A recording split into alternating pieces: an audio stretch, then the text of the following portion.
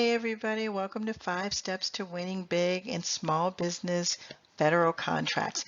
This is Michelle Brown with FedBiz Exchange Federal Contracting Series. So thank you for joining me today, and we're going to talk about in video 4, following the money. Following the money is a huge part of being successful with federal contracting. And what I mean by following the money is if you don't know who the buyers are, who's spending what, when, where, how, and with whom in your industry, you will become very frustrated. And nobody teaches you this. This is actually one of my secret weapons, is to teach people how to get the information before they get started. So in video 4, part 1, that's what I'm going to show you how to do. I'm going to talk to you about where you need to spend your time. This is the juicy stuff, and you only have to do it once. You might update your information, but if you do your homework now, then you won't suffer later. You'll get there a lot faster. You'll start winning bigger contracts faster because you understand where you need to spend your time, which buyers you need to go after, which agencies are your major buying where the federal officers are, and where the major buyers are for what you do in your industry. That is very, very important.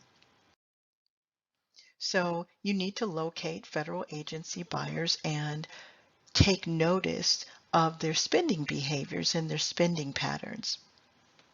So now that you're set up to do business with the federal government, you have your SAM, you have your small business profile, you have everything in order, now you need to understand how the federal set-aside contracts work and how you can locate them.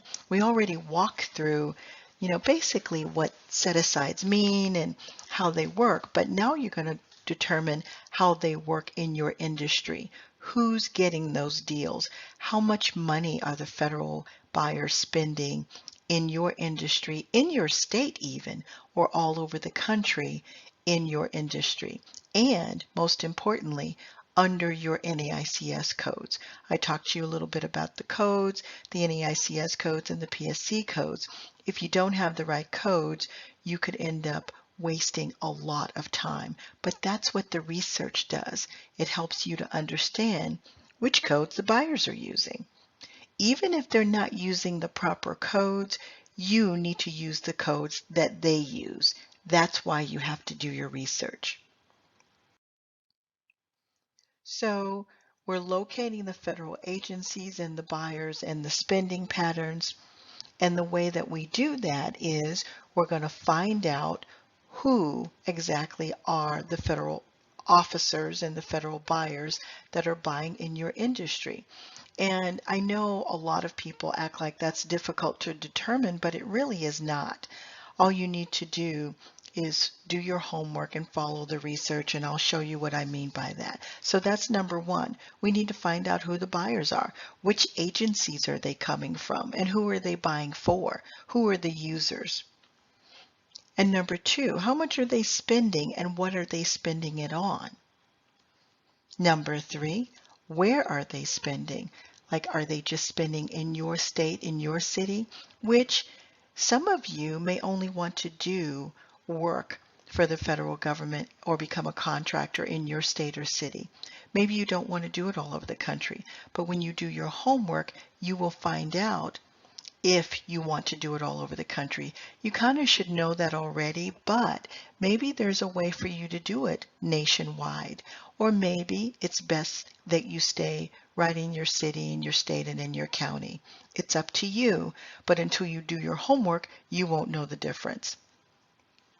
Number 4, we got to know who they're spending with. Who are your competitors and what similar type businesses are they spending with in your industry? And the reason you need to know this information is because what you need to understand is if your competitors are winning, you need to duplicate what they're doing. You've heard the term about not reinventing the wheel.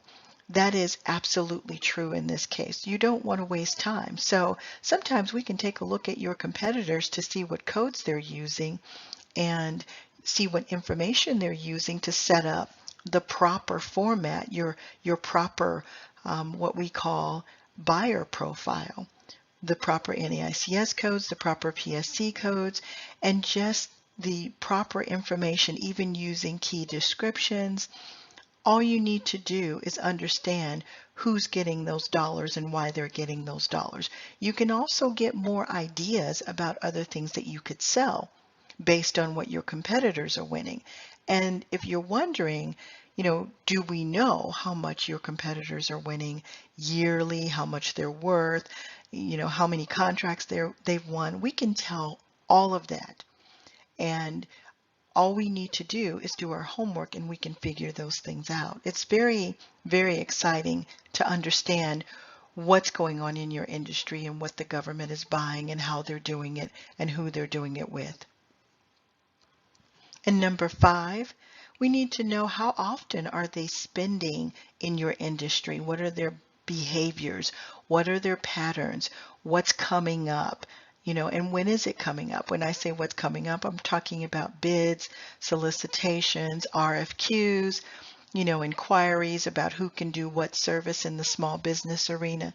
It becomes very, very easy to start winning if you understand these things. You might not win the first time you bid on something, but the competition, as I've mentioned in some of the other videos, is nothing like you think.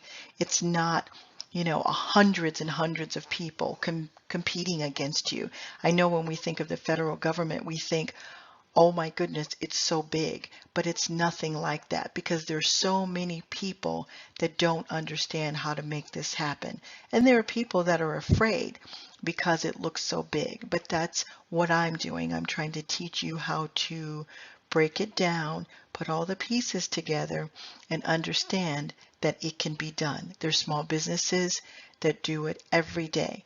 It can be a one-man small business or 200-man small business. Either way, you can do it if you want to. It's just like anything else. When you first open up your business, you have to do your homework. And you have to understand what you're dealing with.